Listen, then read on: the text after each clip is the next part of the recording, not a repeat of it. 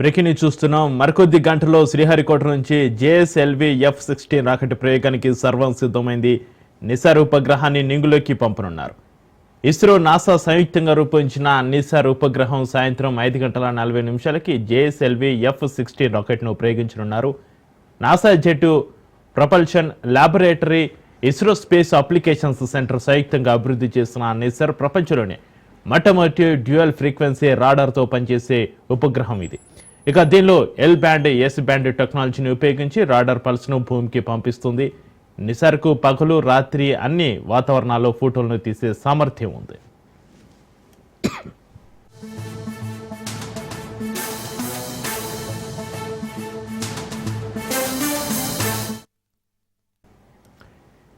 నిసార్ ఉపగ్రహం కక్షలోకి చేరుకున్నాక అడవులు, మైదానాలు, కొండచెరువులు, పర్వతాలు, పంటలు, జలవనరులు, మంచు ప్రాంతాలు ఇలా అన్నింటినీ జల్లెడపడుతుంది. భూకంపాలు, వరదలు, వానలు, సునామీలు, కొండచెరువులు విరుగుపడే ముప్పును, అగ్నిపర్వతాల పేలులను ముందస్తుగా గుర్తించి సమాచారాన్ని అందజేస్తోంది. దీంతో విపత్తుల నిర్వహణకు నిసార్ మరింత సాయం అందుతుందని నిపుణులు చెబుతున్నారు.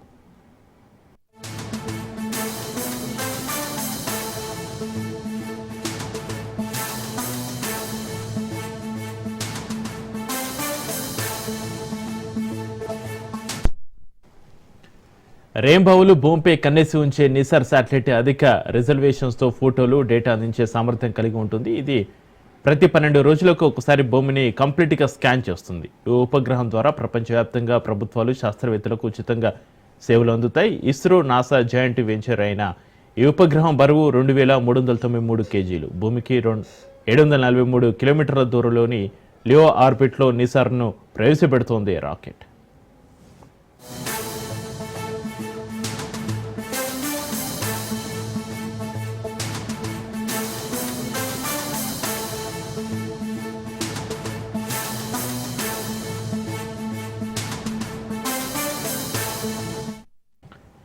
ఈ నిసార్ ఉపగ్రహంలో నాసాకు చెందిన ఎల్ బ్యాండ్ రాడార్, ఇస్రోకు చెందిన ఎస్ బ్యాండ్ రాడార్లను అమర్చి ఈ రెండింటి డేటాను సమ్మిళితం చేసి డ్యూయల్ ఫ్రీక్వెన్సీ సింథటిక్ అపర్చర్ రాడార్ను 12 మీటర్ల వ్యాసం కలిగిన యాంటెనాను ఏర్పాటు చేశారు. ఇలాంటి ఉపగ్రహం ప్రపంచంలో ఇదే మొట్టమొదటిది కావడం విశేషం.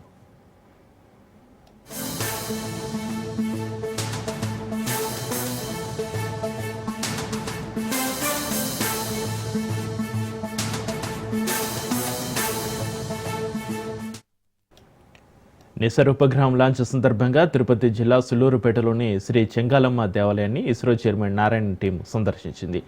జేఎస్ఎల్ఎఫ్ F-16 రాకెట్ ప్రయోగం విజయవంతం కావాలని పూజలు చేశారు. ఈ శాటిలైట్ని ఎర్త్ అబ్జర్వేషన్ కోసం ప్రయోగిస్తున్నామని ఇస్రో చైర్మన్ చెప్పారు. నిసార్ ప్రయోగంతో విశ్వవీధిలో భారత్ మరోసారి విజయకేతనం ఎగురవేయనుంది అని తెలిపారు.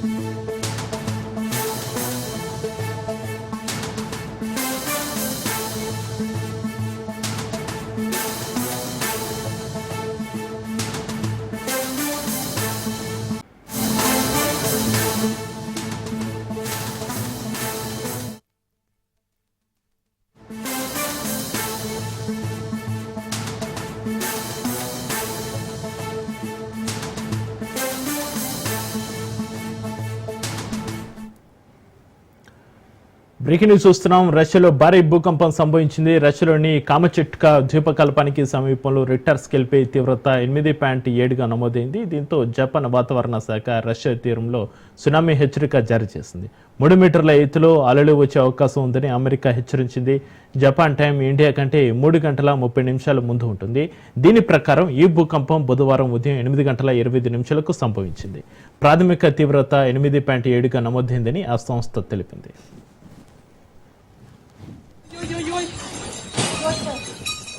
Йосечка мой маленький, Йосечка. Йося. Господи, Боже мой.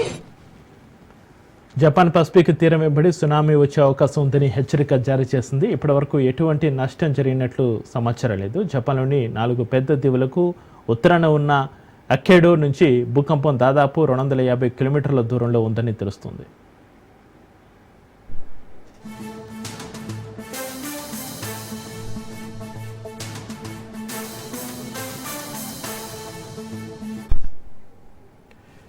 ఈ భూకంప కేంద్రం భూ ఉపరితలం నుంచి 19.3 కిలోమీటర్ల లోతులో ఉన్నట్లుగా యుఎస్ జియోలాజికల్ సర్వే తెలిపింది. కమట్చట్కాలో ఎంత మేర ఆస్తి ప్రాణ నష్టం జరిగిందని రష్యా నుంచి తక్షణ సమాచారం లేదు. హవాయికి ద్వీపానికి మాత్రం సునామీ హెచ్చరిక జారీ చేయబడింది.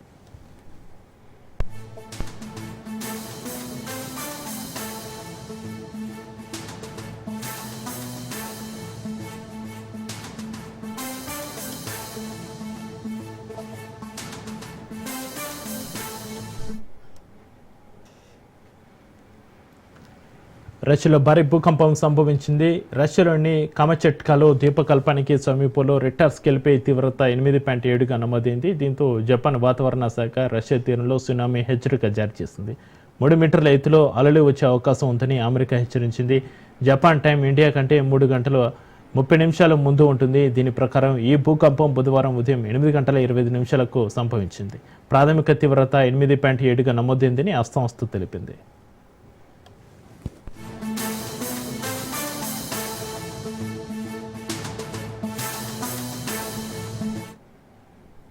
జపాన్ పసిఫిక్ తీరం వెంబడి సునామీ వచ్చే అవకాశం ఉందని హెచ్చరిక జారీ చేసింది. ఇప్పటివరకు ఎటువంటి నష్టం జరిగినట్లు సమాచారం లేదు. జపాన్లోని 4 పెద్ద దీవులకు ఉత్తరాన ఉన్న అకెడో నుంచి భూకంపం దాదాపు 250 కిలోమీటర్ల దూరంలో ఉందని తెలుస్తోంది.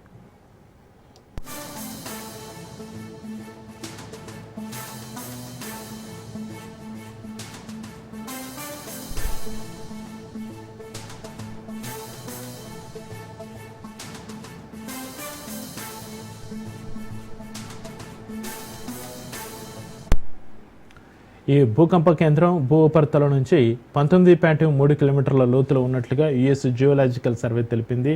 కమచెట్కాలో ఎంత మేర ఆస్తి ప్రాణ నష్టం జరిగిందని రష్యా నుంచి తక్షణ సమాచారం లేదు. హవాయికి ద్వీపానికి మాత్రం సునామీ హెచ్చరిక జారీ చేయబడింది.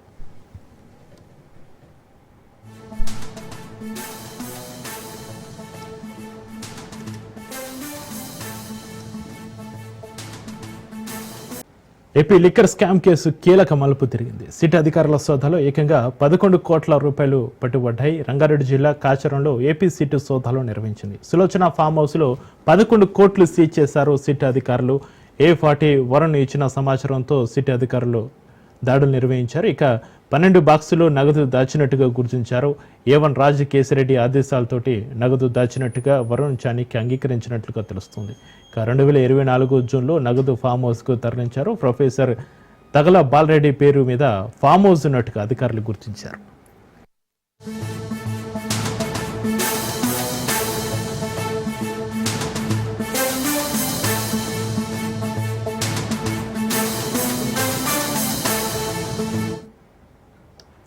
ఏపీ లిక్కర్ స్కామ్ కేసు కీలక మలుపు తిరిగింది. సిట్ అధికారుల సోదాలో ఏకంగా 11 కోట్ల రూపాయలు బయటపడ్డాయి. రంగారెడ్డి జిల్లా కాచారంలో ఏపీ సిట్ సోదాలు నిర్వహించింది. సులోచన ఫామ్ హౌస్లో 11 కోట్లు సీజ్ చేశారు సిట్ అధికారులు. A40గా ఉన్న వరుణ్ ఇచ్చిన సమాచారంతో సిట్ దాడులు నిర్వహించింది.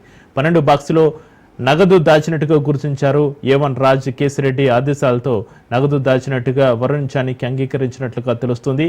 ఇక 2024 జూన్లో నగదు ఫామ్ హౌస్కు తరలించారు. ప్రొఫెసర్ తగల బాలరెడ్డి పేరు మీద ఫామ్ హౌస్ ఉన్నట్టుగా అధికారులు గుర్తించారు.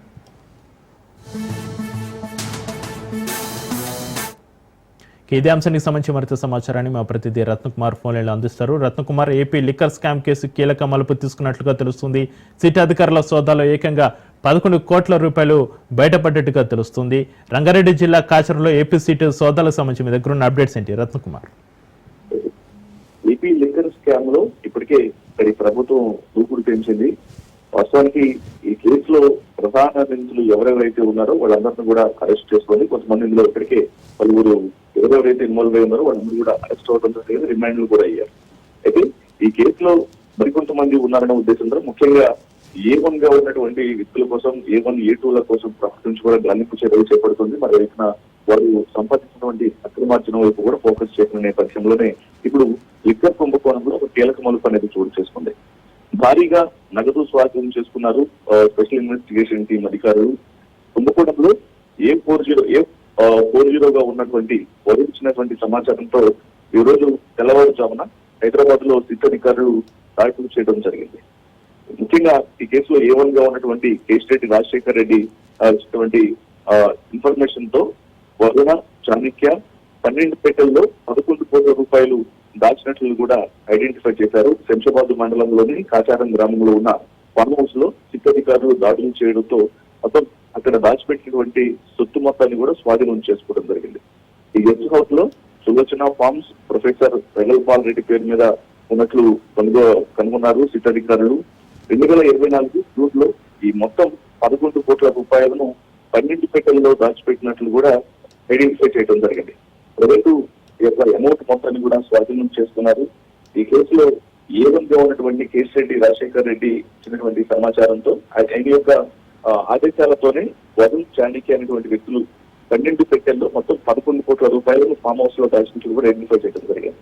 తదుపరిగా లిక్కర్ కుంభకోణంలో యొక్క వెలుగు చూసినటువంటి యొక్క అంశాలు అనేవి ఇప్పుడు ప్రస్తుతం స్వరకంగా మారాయి. ఇంకా పెద్ద మొత్తంలో అమౌంట్ దాగి ఉండొచ్చని భావిస్తున్నటువంటి సిట్ అధికారులు ఇంకా ఎక్కడెక్కడ అమౌంట్ అనేది దాచిపెట్టారు అనేది ప్రస్తుతం ఆరోపించినటువంటి పనిలో ఉన్నారు. Right, thank you Ratna Kumar.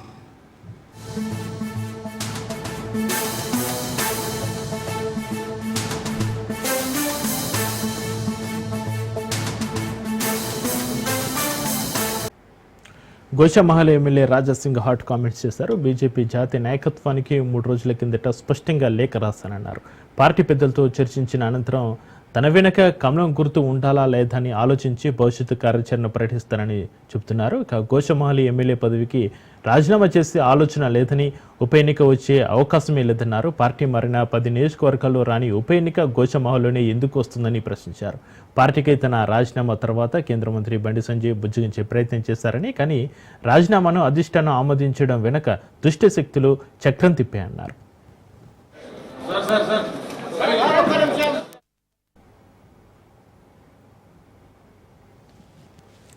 ఇక తన మనసు అప్పుడు ఇప్పుడు ఎప్పుడు బీజేపీతోనే ఉందంటున్న రాజసింగ్తో మా ప్రతినిధి రాజు ఫేస్ టు ఫేస్.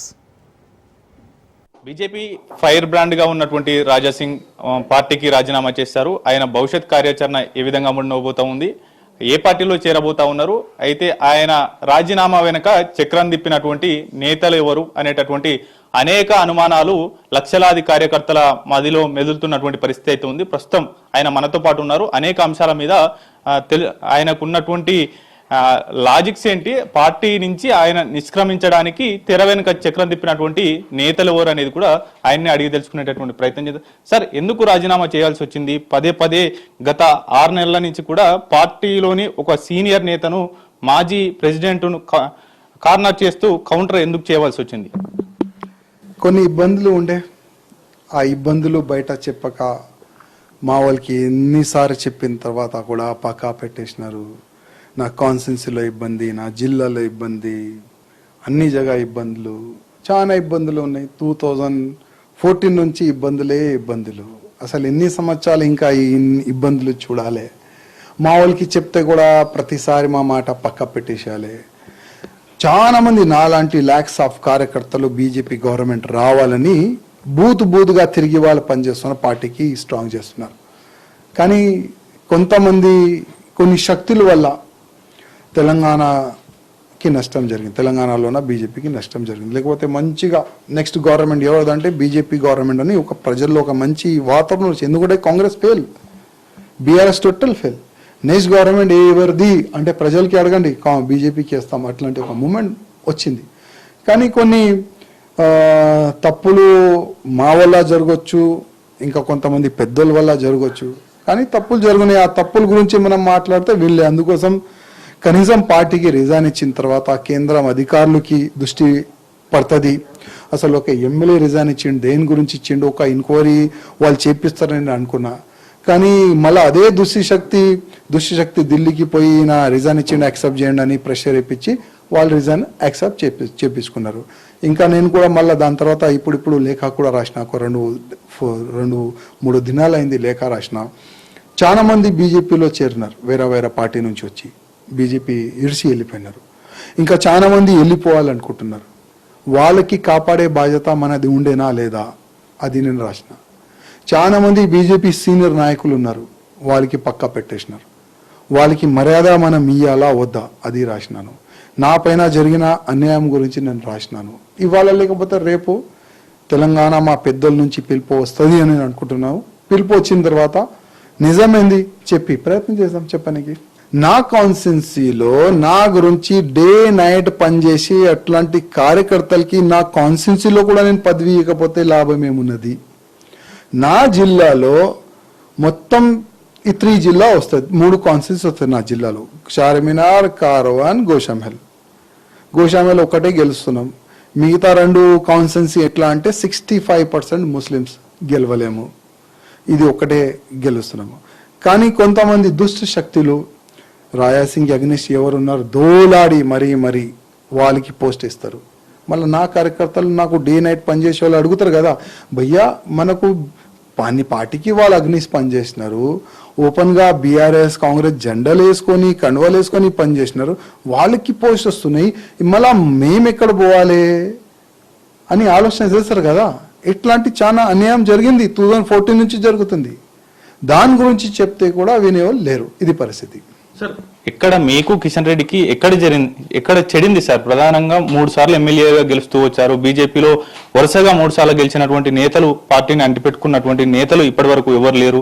అంతేకాకుండా పార్టీ కోసం, అటు హిందుత్వ కోసం వివిధ దేశవ్యాప్తంగా ఉన్నటువంటి వివిధ రాష్ట్రాల్లో స్టార్ కంపైనర్ గా ప్రచారం చేశారు. అటువంటి నేతను తెలంగాణ ఎన్నికల్లో ఎందుకు ఉపయోగించుకోలేకపోయింది? ఇటువంటి అనేక సందేహాలు పార్టీ క్యాడర్లో ఉన్నాయి.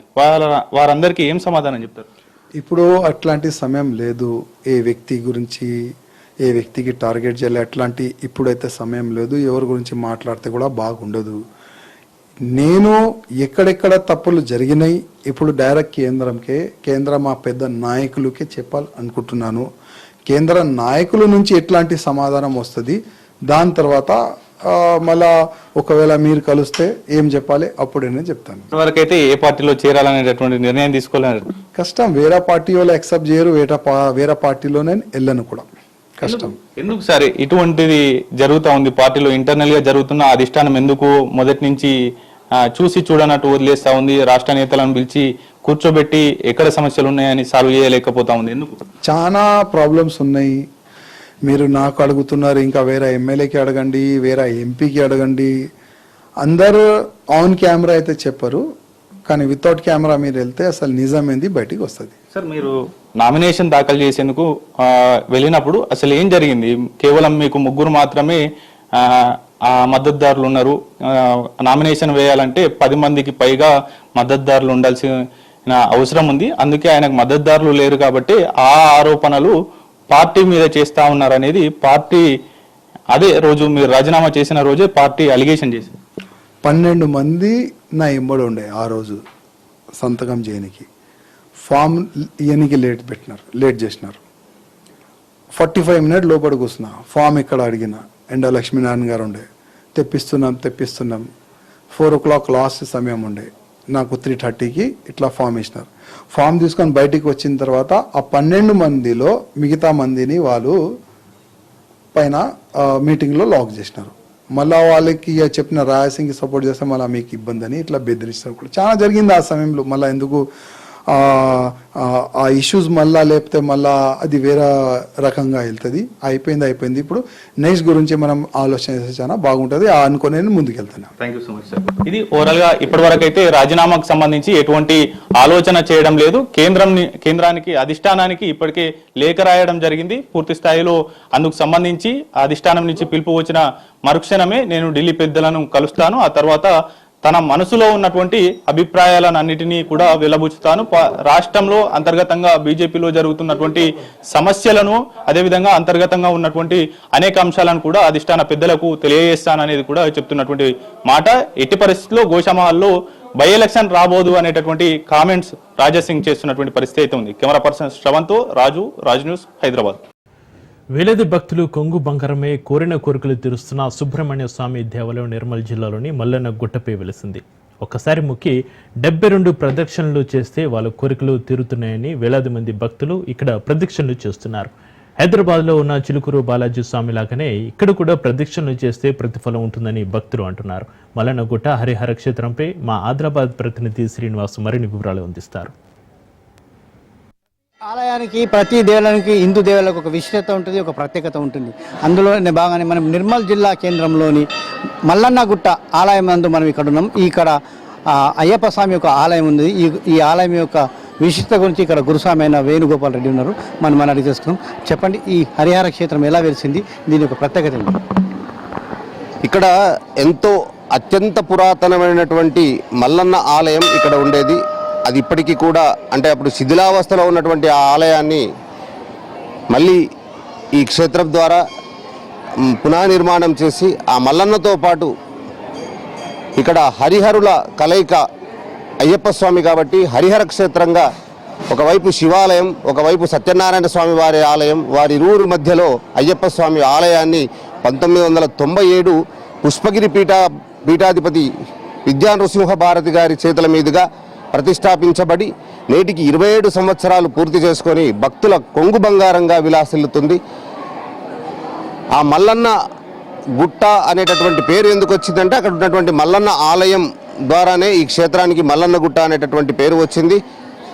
దానితో పాటు ఇక్కడ గణపతి సుబ్రహ్మణ్యేశ్వర స్వామి వారి ఆలయం, అలాగే ఆంజనేయ స్వామి ఆలయం, నవగ్రహాలు, అలాగే లలితా పరమేశ్వరి అమ్మవారి ఆలయం, మున్నగు ఆలయాలన్నీ కూడా ఇక్కడ ఒకే సముదాయంగా ఆలయ ధర్మకర్తలు అల్లోల వినోదమ్మ మురళీధర్ రెడ్డి దంపతుల సంపూర్ణమైనటువంటి సహాయ సహకారాలతో, ఎందరో భక్తుల యొక్క సహాయ సహకారాలతో ఈ యొక్క ఆలయాన్ని నిర్మించడం జరిగింది. ప్రతి సంవత్సరం కూడా ఇక్కడ కార్తీక మాసం మొదలవగానే అయ్యప్ప స్వాములంతా కూడా దాదాపు 150 మంది అయ్యప్ప స్వాములకు సన్నిధానం ఉండడమే కాకుండా నవంబర్ 22వ తారీఖు మొదలుకొని జనవరి 14, 15 తారీఖుల వరకు కూడా ప్రతి అయ్యప్ప స్వామితో వచ్చినటువంటి సివిల్ భక్తులందరికీ కూడా ఇక్కడ అన్నప్రసాద వితరణ కార్యక్రమాన్ని ఏర్పాటు చేయడం జరిగింది. ప్రతి అయ్యప్ప స్వామి సీజన్లో కార్తీక మాసంలో మండల పూజా కార్యక్రమాలు కానీ మున్నగు కార్యక్రమాలతో ఈ ఆలయం భక్తుల కొంగు బంగారమై విలాసిల్లుతుంది.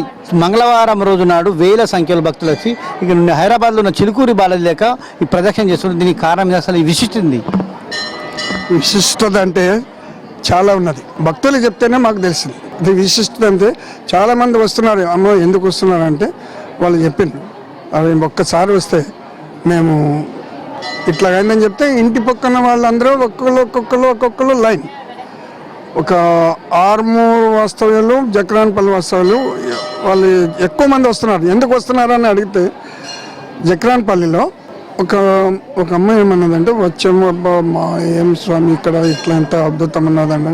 ఎందుకంటే ఏ రోజైతే ఇక్కడికి వచ్చిండ్రో అక్కడ ఎయిర్పోర్ట్ డిక్లరేషన్ అయిందట. దాని గురించి అంతా ఇంకా ఊరు అంతా చెప్పుకోవడంతో ఒకళ్ళకి నుంచి ఒకళ్ళు మొత్తం ఇప్పుడు ఒక 400-500 మంది ఆర్మూర్, నిజామాబాద్, జక్రాన్పల్లి వాస్తవాలు వాళ్ళు ఏదంటే అది కోరికలు తీరడంలో ఇట్లాంటి భక్తుల సమాధానం.